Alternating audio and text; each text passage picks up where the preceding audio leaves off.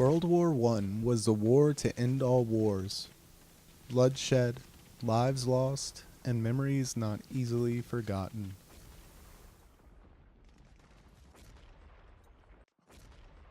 American novelist and World War I veteran Ernest Hemingway wrote, "There were many words that you could not stand to hear, and finally only the names of places had dignity.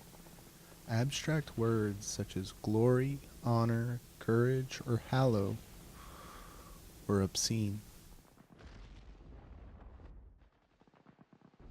The unforgotten souls lost on the Western Front are incalculable.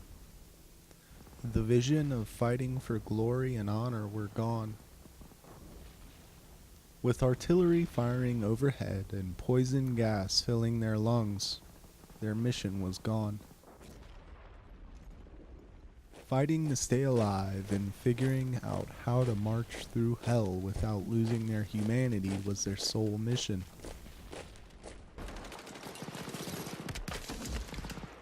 Months went by, lives were lost, and it appeared as all hope had gone.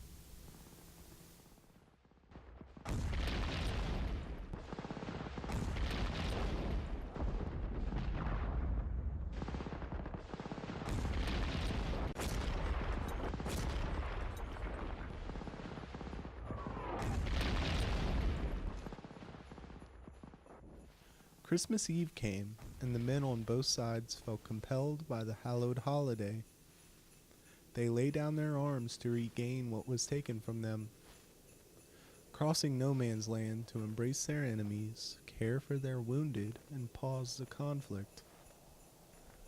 Captain Robert Patrick Miles of the King's Shropshire Light Infantry wrote, "We are having the most extraordinary Christmas Day imaginable. A sort of unarranged and quite unauthorized, but perfectly understood and scrupulously observed truce exists between us and our friends in front. The funny thing is it only seems to exist in this part of the battle line. On our right and left we can hear them firing away as cheerfully as ever. The thing started last night, a bitter cold night, with white frost soon after dusk when the Germans started shouting, 'Merry Christmas, Englishmen!'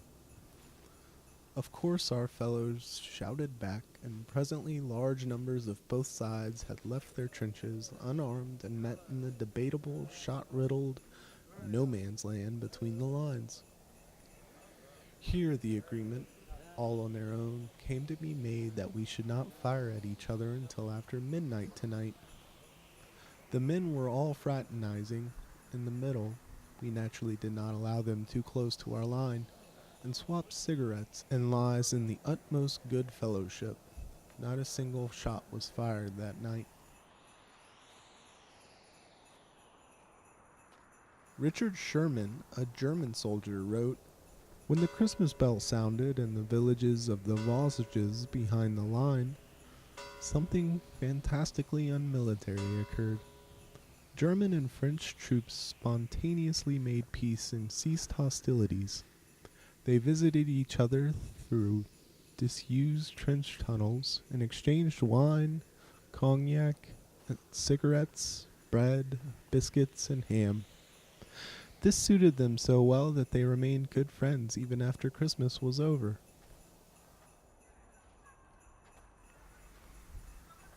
A doctor attached to the British Army's Rifle Brigade wrote that a football match, played between them and us, occurred in front of the trench. Football matches popped up all across the Western Front.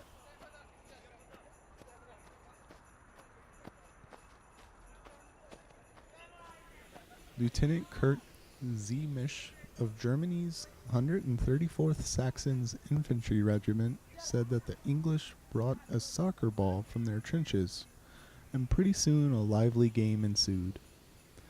How marvelously wonderful, yet how strange it was.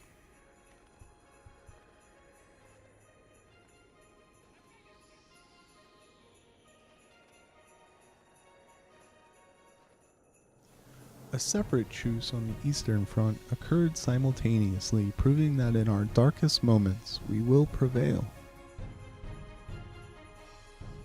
In our darkest nights we will shine brightest. In our greatest tragedies we will come together.